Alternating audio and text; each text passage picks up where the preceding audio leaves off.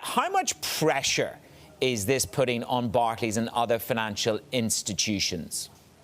Manis, it is pretty significant, and I do think it's significant that this is even getting to the level where these resolutions are being brought up at AGMs. I mean, often they start with activist lobbying groups, but in order to have a vote on them, you need to pass a threshold of shareholders. So it means the people actually owning this company care, whether it's the majority or not. That's a different question.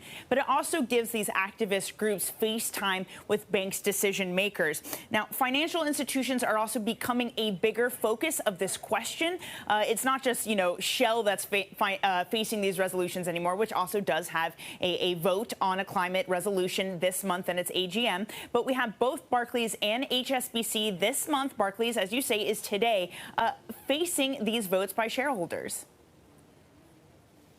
And how likely are these resolutions to pass? Because I suppose the question is, these are huge companies in terms of lending and lending capacity. I think this is a question we should begin to ask to CEOs. Are you finding it more difficult if you're not green enough to get your lending? Are you paying penalty rates if you're not green enough?